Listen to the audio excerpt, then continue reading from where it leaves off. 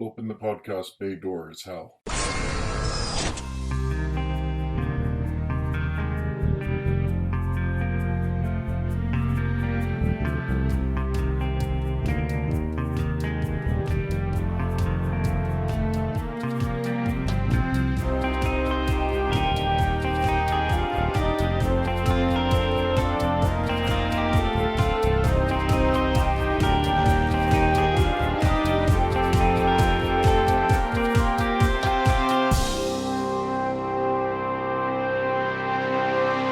Hello everyone, and welcome to episode 4 of Welcome to Geektown. I'm your host, Kurt Onstead. I've been a proud geek all my life, being into role-playing games, sci-fi, fantasy, and especially superheroes and comics. And I want to help others join me in those pursuits. But I've found that sometimes people can get overwhelmed or feel left out because they don't already have what some consider to be the requisite knowledge to be considered a fan. And that's where Welcome to Geektown comes in.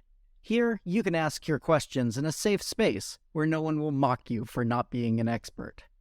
Before we get started, I wanted to let you know about a contest I'll be running starting the day this is released and going until May 23rd. To enter, simply go to Facebook and share one of the posts letting people know about the show.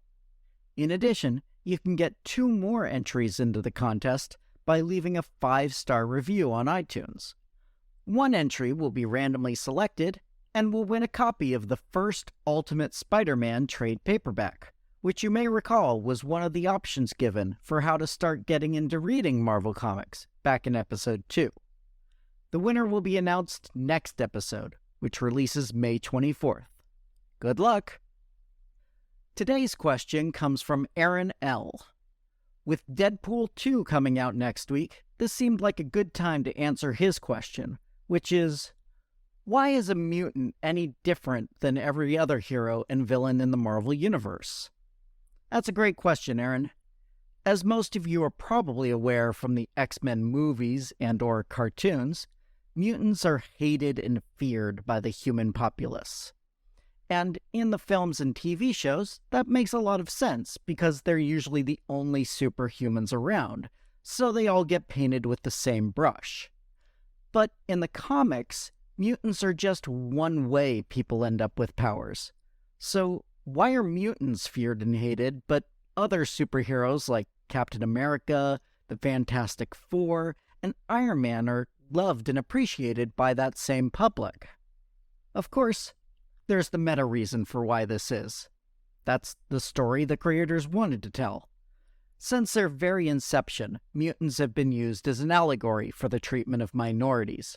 Professor X and Magneto have often been compared to Martin Luther King Jr. and Malcolm X, respectively, with their differing approaches to civil rights activism.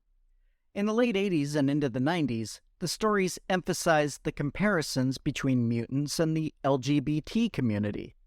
You may remember the line from X-Men 2. Have you tried not being a mutant? There was even a disease that affected only mutants that was used as an analogy for the AIDS crisis. More recently, the allegory has opened back up to include comparisons to racial struggles, especially in the African American and Muslim communities, as well as continuing to serve as an allegory for the LGBT. So, the easiest answer to our question is, because mutants need to be hated and feared for these stories to work. But that's basically saying, because we said so, that's why. Let's get into the in-universe explanations, as that's what I believe Aaron was asking about. And we'll start in on that right after this. There's lots of ways to get Welcome to Geektown and all of your other favorite podcasts. I'd like to recommend using the Podcast Republic app. It's available in the Google Play Store and is a fantastic app that allows you to get this and any other podcasts you're interested in directly onto your Android device. You can search for titles of podcasts or check out their curated lists and/or featured podcasts to find all the new ones you may have never heard before. Then select them as your favorites and they'll all be just a click away. Again, that's the Podcast Republic app, available on your Android device. Be sure to check it out and add Welcome to Geektown to your favorites to get every new episode as it comes out. Now, back to the show. In order to understand what makes mutants so different, let's start out by discussing the basic origin story options for Marvel characters. There's the technological/science gone right characters. Those are people who built suits like Iron Man, or are the results of careful scientific rigor in creating a superhuman like Captain America. At least some sort of premeditation went into the in-universe creation of these powers. On the flip side are the science accidents. A few of the more well-known characters with this origin include Spider-Man, Daredevil, and the Hulk.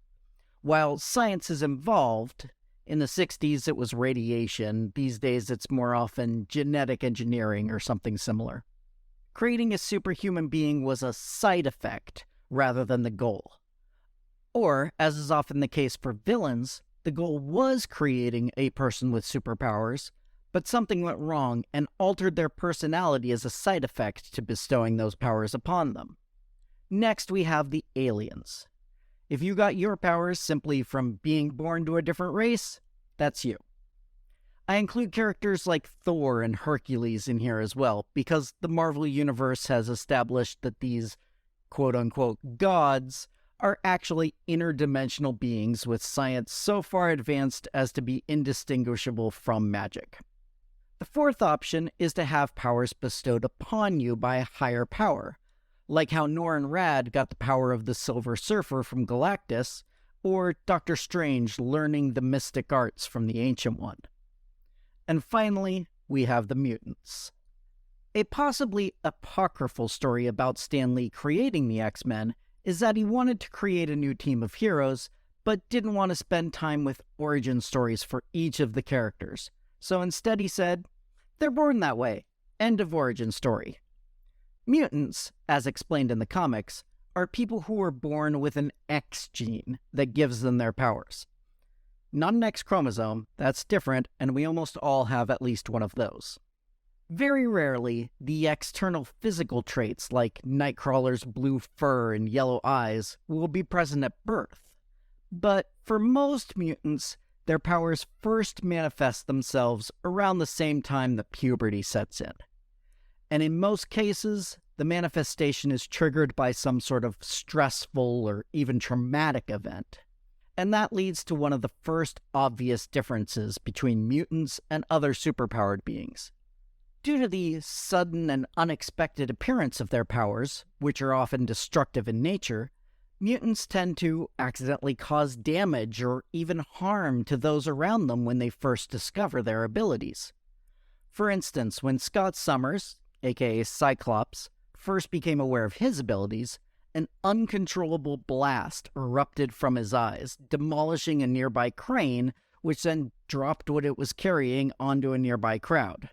While Scott was able to use his newfound powers to blast the payload into harmless smithereens, it was still a terrifying experience for all involved. It's much more rare for other superheroes to have their powers go off by accident and create a dangerous situation like that. That's just one justification people in the anti-mutant camp in the comics will use for their fear. The most common explanation, however, relates to Darwinism and evolution.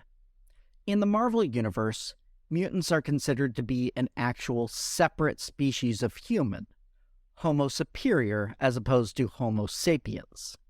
The anti-mutant faction, or pro-humanity as they usually prefer to call themselves, make this comparison.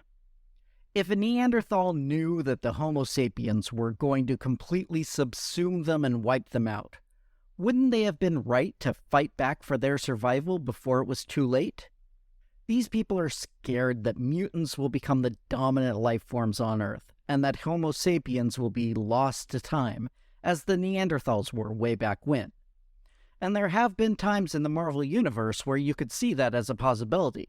During Grant Morrison's run on the X-Men, the number of mutants on Earth was established to be approximately 30 million.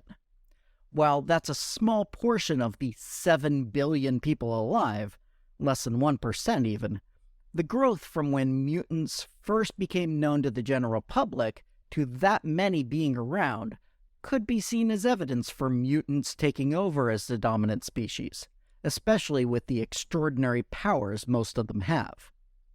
However, after the wiping out of Genosha, a country specifically created as a mutant haven, and then the 2005 House of M storyline, that population was decimated down to where only 198 known mutants were able to access their powers.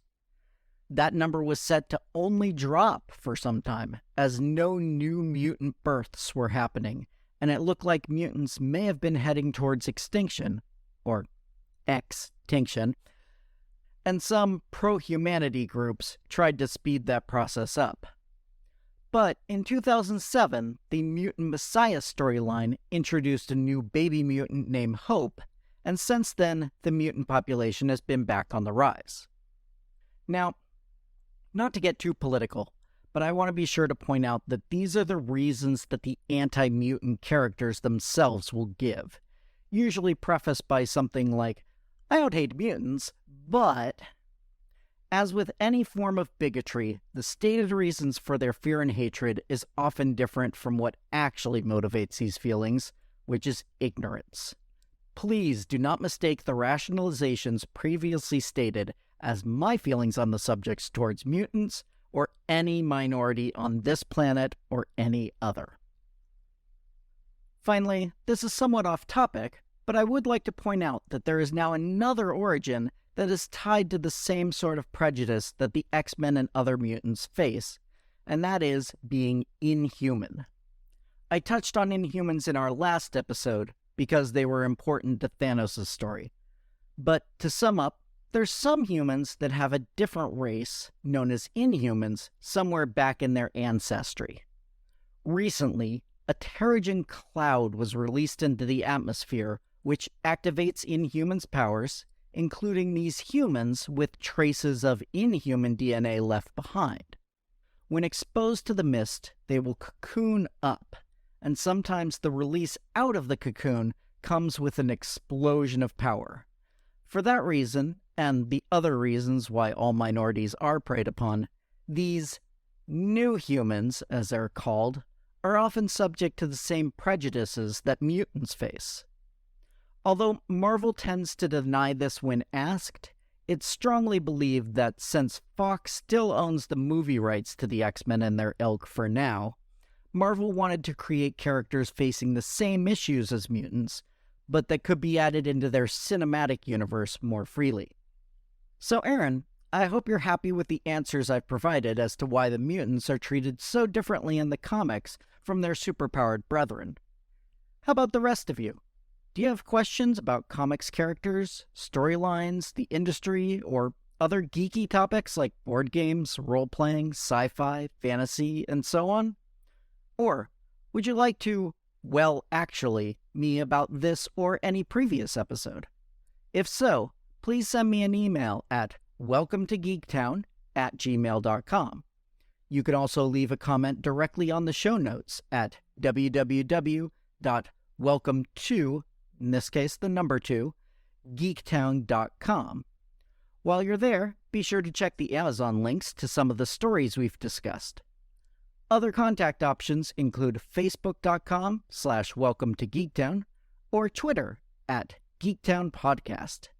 In the meantime, don't forget to subscribe and give me a 5-star review over on iTunes to join the Geektown City Council and to help other people find the show so we can all tell them, "Welcome to Geektown, population us." Welcome to Geektown is written, narrated, edited, and produced by me, Kurt Onstead. Theme music is by Aaron Levitz, logo art by Archie Santana. All other sound clips are the copyrighted material of their respective owners, and no infringement is intended, falling under fair use.